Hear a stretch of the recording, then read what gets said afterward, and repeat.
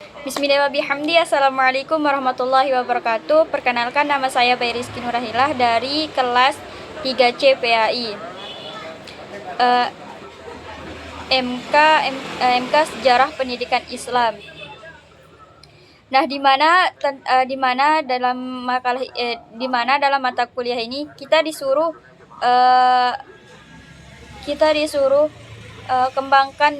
menjelaskan bagaimana tentang sejarah pendidikan Islam dan moderasi itu sendiri. Nah, yang pertama itu menjelaskan di mana kita disuruh tentang menjelaskan mengapa memahami kaitan antara sejarah pendidikan Islam dan moderasi itu sangat penting dalam konteks sosial dan keagamaan masa kini. Nah, sekarang saya akan menjelaskan lebih spesifiknya.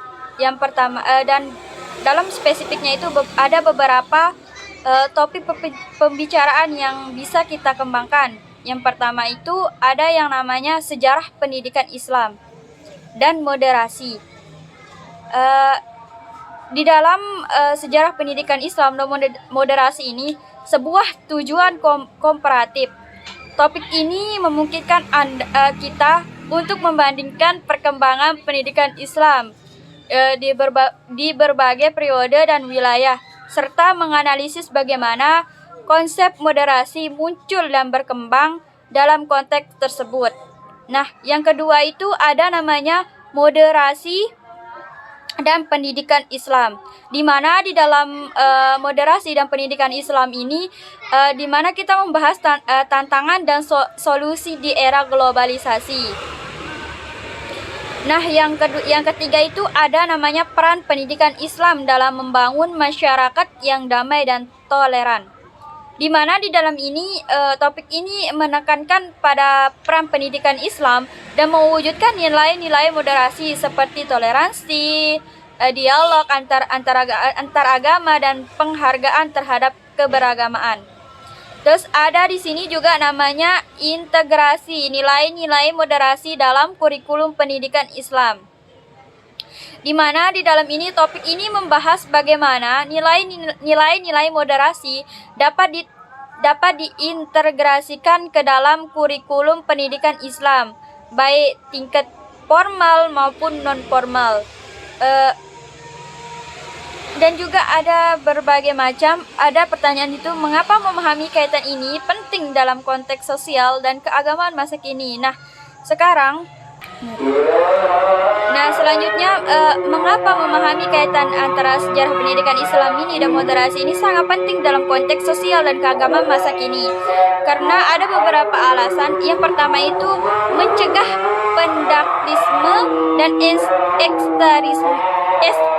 ekstremisme, di mana di dalam ini memahami sejarah pendidikan Islam yang mengajarkan toleransi, kasih sayang, dan keadilan, kita dapat lebih mudah mengenali dan menolak pemahaman-pemahaman ekstrem yang menyimpang dari ajaran Islam yang sebenarnya. Terus alasannya itu ada juga yang kedua, membangun toleransi dan kurikulum dan kerukunan. Nah, di mana di dalam ini sejarah pendidikan Islam menunjukkan bagaimana Islam telah hidup berdampingan dengan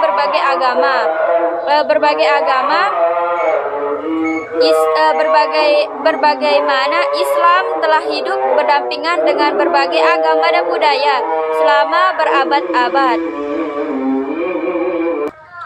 Nah, mengenai kita memahami sejarah ini dapat membantu kita membangun sikap toleransi dan menghargai perbedaan. Terus yang ketiga itu ada alasannya yang namanya menyaring. Nah, di mana di sini itu pahaman yang salah, menyaring pemahaman yang salah, di mana di dalam ini dengan mengetahui bagaimana pemahaman tentang Islam berkembangnya seiring waktu, kita dapat menyaring pemahaman yang salah atau sempit yang seringkali menjadikan akar dari konflik dan pemecahan. Dan mengembangkan yang keempat itu ada yang namanya mengembangkan pendidikan Islam yang relevan.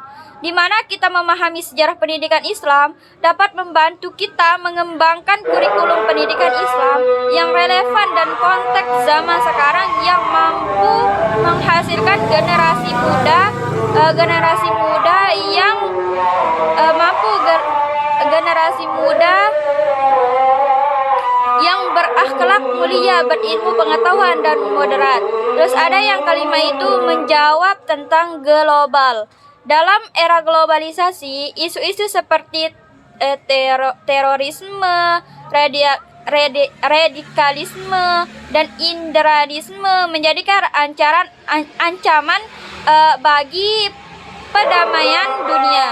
Pendidikan Islam yang moderat dapat menjadikan salah satu solusi untuk mengatasi masalah-masalah tersebut. Nah, di mana kaitan dengan soal yang kedua, di mana di dalam yang soal kedua ini kita disuruh menceritakan sejarah-sejarah tentang ulama-ulama kita. Nah, di sini saya akan menceritakan tentang Imam Malik, di mana Imam Malik ini adalah beliau adalah seorang pendiri mazhab Maliki yang ahli di bidang fikih dan hadis.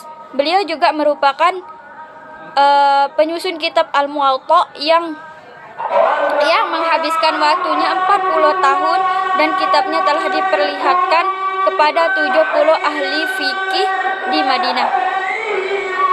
Selanjutnya yang ketiga itu pertanyaan. Nah, bagaimana sejarah pendidikan itu bagaimana pendidikan Islam dapat mencegah ekstremisme dan radikalisme. Terus yang kedua itu bagaimana sejarah pendidikan Islam dapat menginspirasi pembangunan pendidikan Islam yang moderat saat ini. Sekian dan terima kasih. Apabila ada kesalahan dan kekurangan mohon dimaafkan. Wabillahi taufiq wal hidayah. Wassalamualaikum warahmatullahi wabarakatuh.